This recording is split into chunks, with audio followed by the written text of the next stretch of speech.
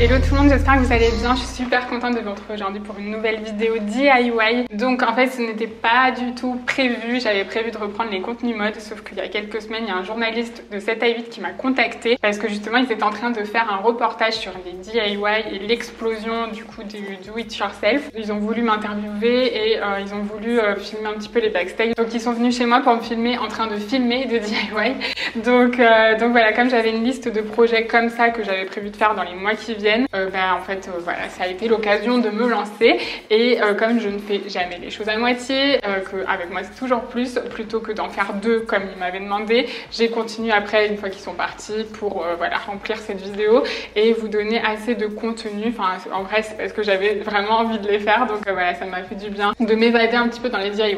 Alors normalement le reportage est diffusé ce soir, donc n'hésitez pas à me faire un petit coucou sur Instagram si jamais vous me voyez à la télé. Je sais pas du tout ce que ça va donner d'ailleurs, mais bref, on verra bien. Vous allez voir que je suis partie dans un délire très arty, très esthétique, très Pinterest, très Instagram, avec des couleurs pastel, des formes curvy, enfin bref, c'est vraiment des choses que j'adore, enfin que je pine souvent sur Pinterest. Donc j'espère que ça va vous plaire parce que du coup ça change un petit peu. Je voulais changer justement de ma déco un peu toute blanche, noire et beige. Je voulais apporter un petit peu de couleur comme vous pouvez le voir derrière moi. Donc voilà, ça change complètement, mais je trouve que ça apporte un petit peu de fraîcheur et franchement ça fait du bien et ça va trop bien avec le blanc. Donc voilà, bref, j'arrête de vous raconter ma vie et donc je vous laisse avec les tutos. C'est parti.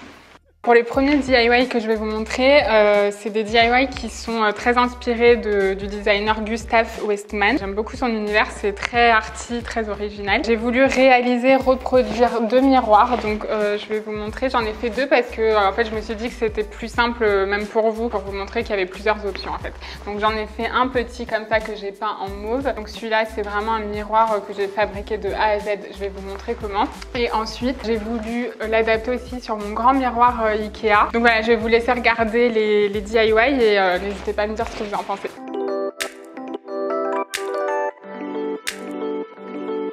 Alors je commence par protéger le sol avec une bâche, puis je viens dessiner au crayon à papier les arrondis que je souhaite pour créer les bords de mon miroir. N'hésitez pas à vous servir d'objets ronds comme un bol par exemple pour vous aider à faire des courbes régulières et harmonieuses. Une fois que les contours vous plaisent, on va découper tout ça à la scie sauteuse. On commence par faire un ou deux trous à la perceuse pour pouvoir y enfoncer la lame et découper les contours. Ensuite, il n'y a plus qu'à suivre les lignes tracées au crayon. Alors attention, si vous n'avez jamais utilisé une scie sauteuse, je vous conseille de demander à quelqu'un qui maîtrise de le faire pour vous. Un accident est vite arrivé. Quoi qu'il arrive, demandez de l'aide pour tenir la planche et protégez toujours vos mains avec des gants adaptés et portez des lunettes pour protéger vos yeux. S'il y a des irrégularités, poncez avec un embout pour perceuse ou une Dremel ou avec une cale à poncer. L'idéal c'est de peindre les bords à l'intérieur de votre planche dans la foulée et de laisser sécher. Vous voulez le faire après, il n'y a pas de souci aussi, c'est juste que vous allez galérer un petit peu plus. Ensuite avec une colle à miroir, collez votre miroir sur une planche MDF de la même taille en faisant attention d'être bien bord à bord, c'est super important. Une fois que la colle a pris, collez votre encadrement toujours en faisant méga attention d'être aligné avec les bords du dessous. Quand c'est sec, vous pouvez lisser les bords avec une pâte à bois pour unifier et faire disparaître les trois épaisseurs pour donner l'impression d'un seul bloc. Laissez sécher et recommencer jusqu'à ce que ce soit bien lisse et uniforme. Une fois que c'est sec, poncez pour bien lisser. On passe ensuite à la peinture, donc aspirez les restes de poussière, puis si vous avez fait la bêtise comme moi de ne pas peindre les rebords intérieurs, commencez par ça. Aidez-vous d'une feuille pour éviter de mettre de la peinture sur le miroir, si ça arrive ne vous inquiétez pas, il suffira juste de frotter avec un peu d'acétone pour la faire partir. Ensuite faites-le dessus au rouleau, puis les bords et laissez sécher. Et voilà, un joli miroir curvy au coloris pastel.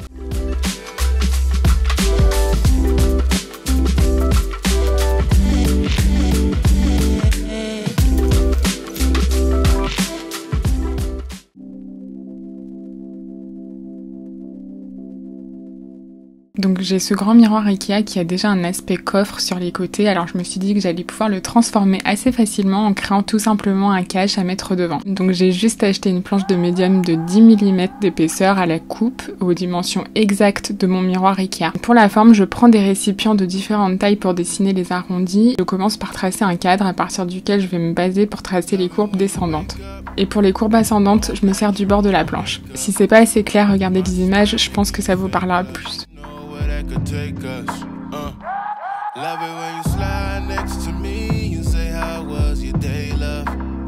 Girl, why you gotta say stuff? God gave you that great touch. Je vérifie bien que tout rentre sur la même ligne et si c'est pas le cas, je prends des récipients plus petits ou j'essaye de tricher pour que ça rentre. Si jamais vous comprenez pas ce que je dis, vous inquiétez pas, je pense que les images vont parler d'elles-mêmes et s'il faut, je vous mettrai même un schéma à télécharger en barre d'infos. Une fois que le contour est tracé, je fais des découpes à la scie sauteuse.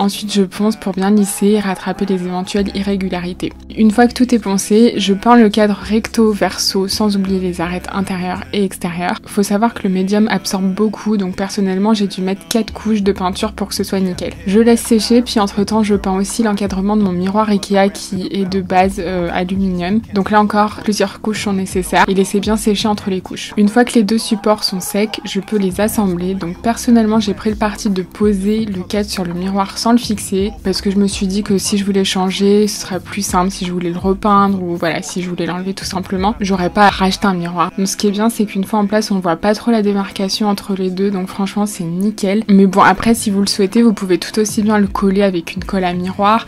Dans ce cas là je vous conseille d'enduire les côtés pour unifier le tout et faire disparaître la démarcation entre le cadre et les bords en alu du miroir. Ou alors vous pouvez utiliser aussi des scratchs à tableau qui s'enlèvent sans trace, juste histoire de se dire que le cadre n'est pas juste posé, qu'il est un petit peu fixé. Donc voilà le résultat. Oh là là, je suis trop contente, franchement je trouve canon, je l'aime trop, je suis trop contente.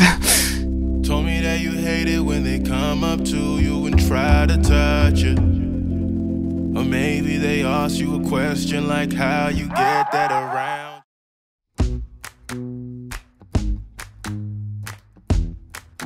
Pour ce deuxième DIY, je vais complètement métamorphoser des vieux vases chinés en brocante. J'ai acheté ces 4 là, je les ai surtout choisis pour leur forme avec laquelle je me projetais bien. Donc pour commencer, je viens créer des anses à mon récipient et pour ça, je vais prendre de la pâte Fimo. C'est facile à utiliser, ça durcit au four en 30 minutes, donc c'est hyper pratique. Je roule un morceau pour créer un boudin assez épais que je vais venir placer à l'endroit où je veux créer une anse. Ensuite, j'ondule pour créer un effet vague, puis j'écrase bien les extrémités pour les fixer. Je fais la même chose de l'autre côté, puis je mets tout au four à 110 degrés comme c'est bien écrit sur la notice. Et 30 minutes plus tard, je sors tout du four. Donc en refroidissant, les anses vont se décoller, c'est normal. Je laisse refroidir et en attendant, je répète l'opération sur un deuxième vase. Alors cette fois-ci, je vois que l'anse va pas tenir en laissant le récipient debout. Alors je décide de cuire la première anse avant de faire la deuxième. Donc pour pas que ça s'effondre, je place mon vase à l'horizontale et je le cale pour ne pas qu'il roule. Je replace la pâte s'il faut et j'enfourne. Quand c'est cuit et que ça a bien refroidi, je me sers de la première anse pour créer la deuxième exactement pareil. Je viens la placer au bon endroit et je fais en sorte que les deux soient symétriques. Attention parce que l'endroit où vous allez la placer est crucial. En cuisant, la pâte Fimo va épouser la forme du récipient et après vous pourrez plus la déplacer. Donc j'enfourne et quand c'est cuit, je laisse refroidir. Une autre technique, si vous voulez créer une anse plus fine, c'est de l'enrouler de fil de fer. Vous pouvez la malaxer à la main pour donner un aspect fait main artisanal. Puis le procédé est exactement le même que pour les modèles précédents. On enfourne et on laisse refroidir. Si jamais vous voulez un aspect plus lisse et uniforme, vous pouvez emprisonner le fil de fer avant de faire rouler la pâte pour en faire un boudin et tordre le tout ensuite avant de faire cuire au four. Quand tout a refroidi, il reste plus qu'à coller les anses à la super glue ou bien avec une colle très forte. Attention à bien choisir la colle en fonction de la matière du vase que vous voulez transformer. Je vous conseille de pas trop solliciter les anses d'ailleurs quand ils seront finis pour éviter de les casser. On va dire que ce DIY est purement décoratif. Quand tout est collé, on passe à l'étape suivante, la peinture. Alors pour peindre les vases, j'ai choisi des couleurs pastel qui sont complètement dans mes goûts du moment. J'utilise la technique du bicarbonate qui donne un aspect granuleux à la peinture et reproduit la matière de la terre cuite. J'aime bien le côté artisanal et je pense qu'avec les couleurs pastel ça va être super joli.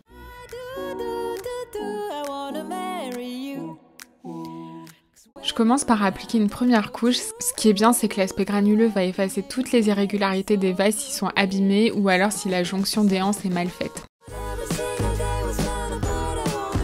Pour celui-ci, je vais créer un effet dégradé dans les tons mauves. Comme je lui ai pas ajouté de anse parce qu'il en avait déjà une, je trouvais que ça lui apporterait un peu plus d'originalité.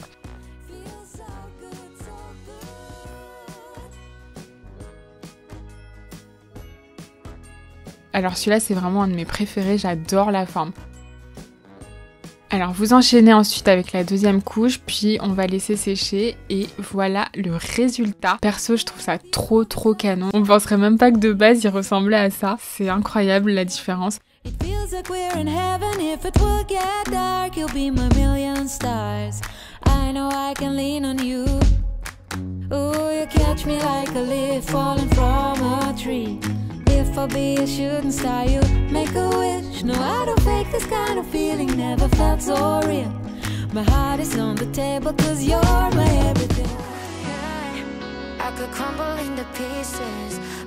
Alors pour ce DIY, j'ai pris du médium de 35 mm d'épaisseur à la coupe que j'ai fait découper aux dimensions de mes anciennes étagères pour pas avoir à changer les écarts de place. Je voulais arrondir les bords, donc j'ai eu l'occasion de pouvoir le faire à la défonceuse, mais vous pouvez aussi le faire à la ponceuse avec un peu de patience. Une fois que les bords sont arrondis, je ponce pour bien lisser et dans le même esprit que mes niches en béton que je vous avais montré dans une précédente vidéo, je viens appliquer de la colle à carrelage. Donc j'applique grossièrement à la taloche et je viens faire les bords à la main en protégeant mes mains avec des gants. J'ai tenté de le faire avec du plâtre et de l'enduit de lissage sur une chute, ça marche aussi, la texture est juste différente, le rendu est un peu plus lisse. Moi je voulais un rendu brut, artisanal, donc la colle à carrelage était parfaite pour ça. Quand tout est recouvert, je laisse sécher puis je ponce pour lisser. La colle à carrelage a une couleur sablée, alors après avoir poncé, j'applique une peinture blanche lessivable sur laquelle je pourrais passer un coup d'éponge pour dépoussiérer. Plusieurs couches sont nécessaires, je laisse bien sécher entre chaque couche comme d'habitude. Entre temps je repeins mes équerres, puis quand tout est sec, je viens poser mes étagères et je les fixe. Comme tout est très blanc, je décide de repeindre par la même occasion un vase et des chandeliers que j'ai trouvé chez H&M dans des coloris pastels. Ensuite j'installe tout sur les étagères et voilà le résultat.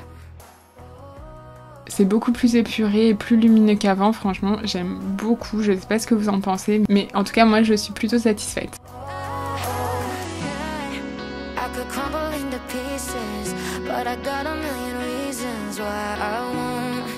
Cause this heavy is a season, and the sun is always right behind the storm. Bringing out the fire, bring on all the lightning. Relax your mind and let.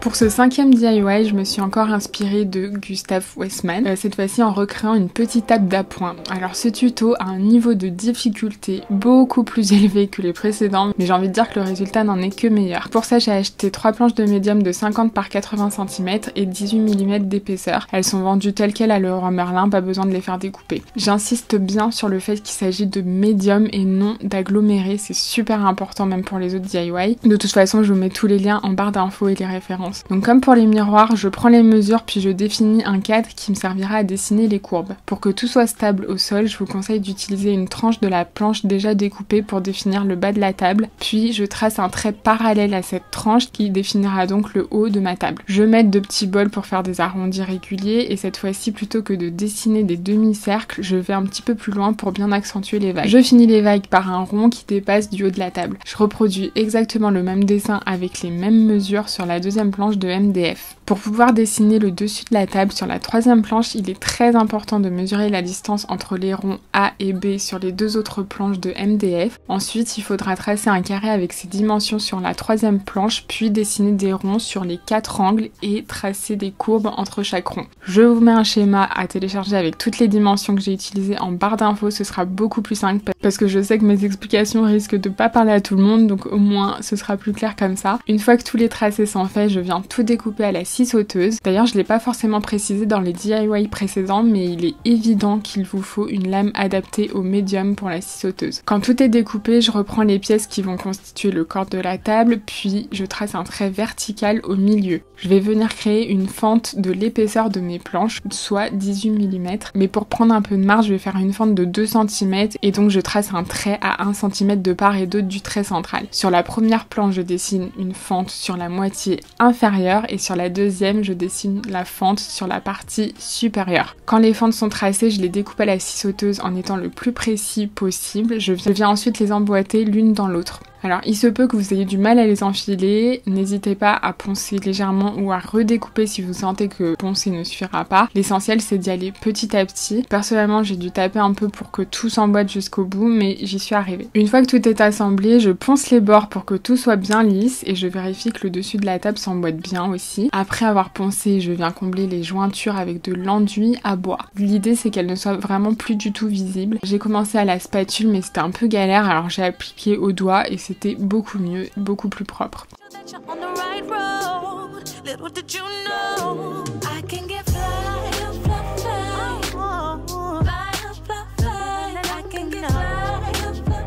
C'est le moment de réparer aussi les petites découpes accidentelles faites avec la scie sauteuse. Je laisse sécher, je repasse si nécessaire une deuxième couche, puis je ponce avec un grain fin.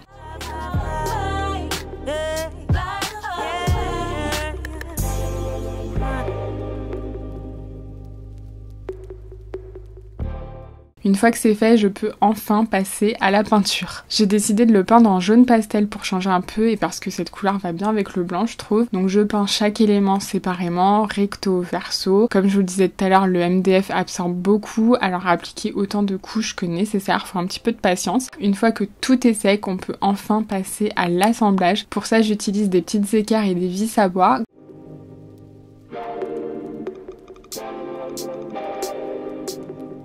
Quand tout est assemblé, je repeins les équerres pour qu'elles soient le plus discrètes possible et c'est enfin terminé. Honnêtement, je l'adore. Elle est tellement chou, je suis trop contente. Je sais pas vous ce que vous en pensez, mais franchement moi je suis vraiment trop fan. Je suis amoureuse.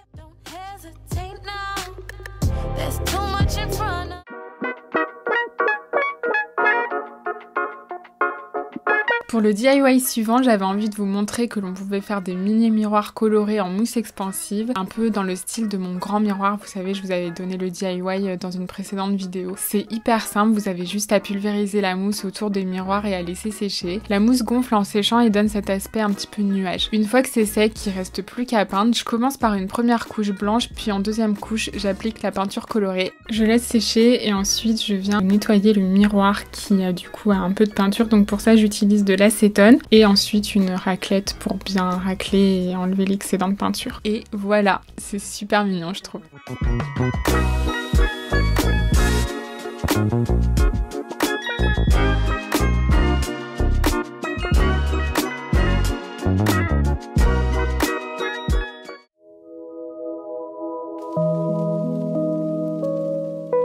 En ce moment, c'est la grande tendance des objets en forme de coquillage et j'ai vu ce DIY sur Pinterest que j'ai trouvé super simple à réaliser. Donc l'idée, c'est de détourner des coquilles Saint-Jacques en bougies. Pour ça, je prends des bougies chauffe-plat, je les démoule et j'enlève la mèche. Ensuite, j'ai ressorti mon appareil à raclette, le fameux, et je fais fondre la cire. Donc pendant ce temps, je démoule une autre bougie que je place au centre de la coquille, avec la mèche cette fois-ci. Une fois que la cire est fondue, je la verse dans la coquille, puis je viens la caler pour ne pas que la cire coule et je laisse refroidir. J'en ai fait une deuxième et voilà, c'est pas plus difficile que ça et franchement, c'est trop mignon.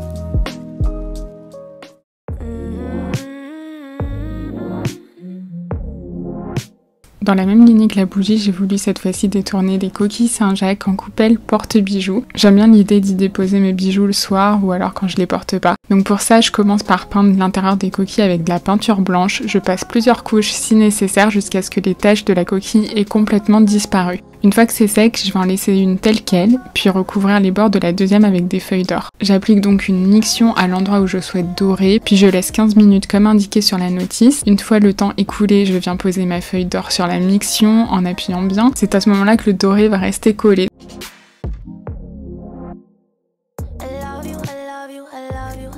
Donc il se peut qu'à certains endroits ça ne prenne pas, alors je réapplique la miction, j'attends, puis je réapplique la feuille d'or et je recommence jusqu'à temps que le résultat me convienne. Quand c'est terminé, je viens appliquer du vernis sur les deux coquilles pour fixer et protéger la peinture et la dorure. J'ai choisi un vernis glacificateur qui va imiter un peu l'effet de la porcelaine, mais vous pouvez prendre un vernis moins brillant si vous préférez. Et voilà, c'est terminé, j'adore.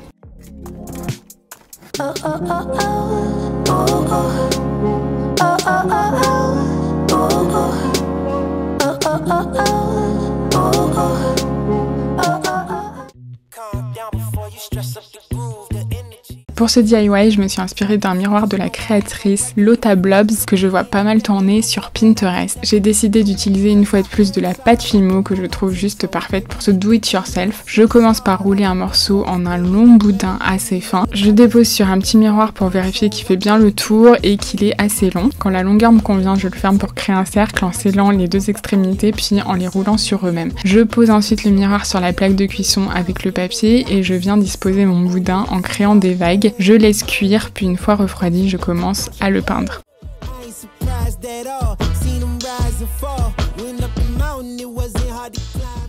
Une fois que la peinture est sèche, je vais pouvoir le coller avec de la colle à miroir qui n'attaquera pas le teint du miroir. Je nettoie les excédents avec de l'acétone, puis je pose des poils le temps que la colle prenne et sèche. Et voilà, c'est vraiment trop chou.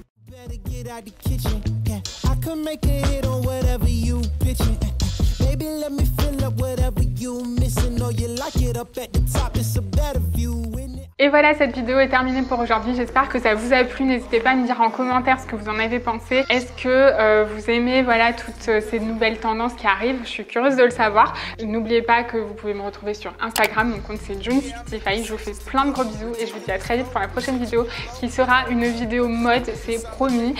Gros bisous et à bientôt. À plus.